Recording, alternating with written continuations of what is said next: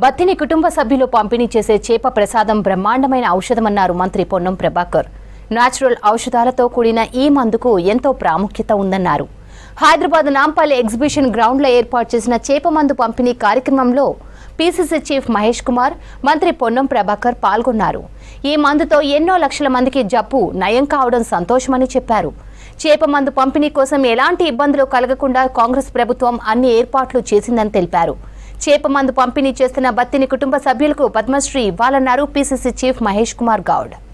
178 సంవత్సరాల నుంచి బత్తిని కుటుంబ సభ్యులు దూద్పోలి నుంచి ఎగ్జిబిషన్ గ్రౌండ్ దాకా లక్షలాది మంది ఆస్తమా పేషెంట్లకు వారి విశ్వాసాలకు అనుగుణంగా చేప ప్రసాదాన్ని మృగశిర కార్తీ రోజు వేయడం జరుగుతూ ఉంది.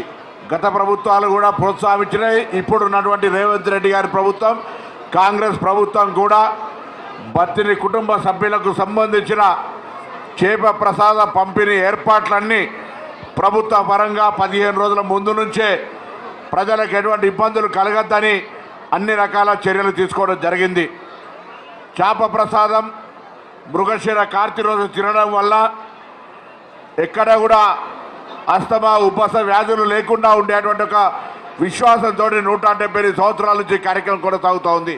ఇక్కడికి వస్తున్న వారందరూ కూడా తమ విశ్వాసాలకు అనుగుణంగా వచ్చే సందర్భంలో ఈరోజు బత్తిని కుటుంబ సభ్యులు మొత్తం మంది అందరూ మహిళలతో సహా పిల్లలంతా కూడా దాదాపు 48 గంటలు ఈ కార్యక్రమం లోపల నిమగ్నం అవుతూ ఉన్నారు.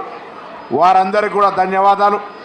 ప్రభుత్వంతో మాట్లాడి మనం రాష్ట్ర ప్రభుత్వం ఇచ్చేది కాకున్నప్పటికీ కూడా వీరి కుటుంబానికి దేశ స్థాయిలో 178 సంవత్సరాల నుంచి ఒక సేవ చేస్తున్న సందర్భంలో అనేక సేవా రంగాల అవార్డులైనటువంటి పద్మశ్రీ కావచ్చు, ఇతరత్ర అనేక అవార్డులను ఇవ్వడానికి మన వద్ద బాధ్యతగా సమాజ సేవను గుర్తించాలనే ఆలోచనతో ఈ కార్యక్రమం చేపట్టాల్సిందిగా కోరుతూ చేప ప్రసాదం ఇస్తున్నటువంటి బత్తిని కుటుంబ సభ్యులందరూ కూడా అభినందనలు తెలియజేస్తూ మరి మృగశిర కార్తీ ద్వారా రాబోయే కాలంలో పుష్కరమైనటువంటి వర్షాలు పడి పాడి పంటలతో తెలంగాణ భారతదేశం అన్ని రంగాల్లో ముందుకు పోవాలని ఆకాంక్షిస్తూ అందరూ నమస్కారం చెప్తూ ఈ మృగశిర కార్తీలో చేప మందు వేసుకుంటా ఉన్నారు.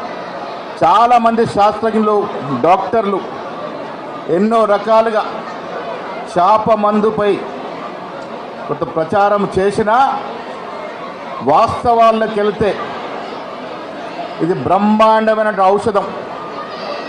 నేనే దీనికి ఉదాహరణ.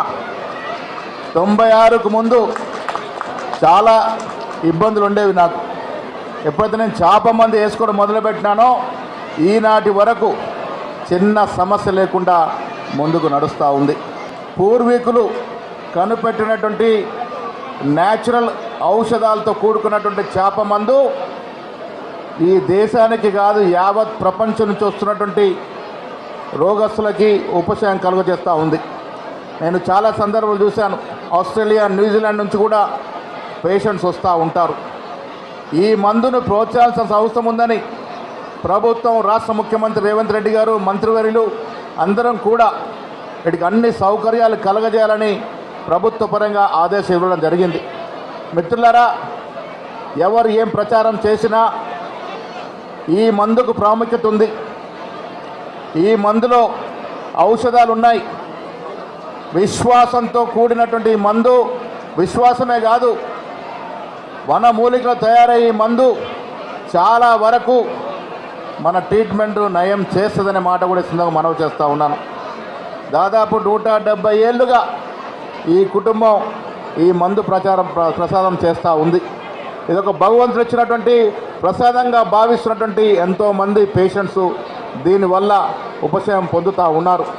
ఈ కార్యక్రమం ముందుకు సాగాలి. ప్రభుత్వ పరంగా అన్ని సౌకర్యాలు మీకు కలగజేస్తాం.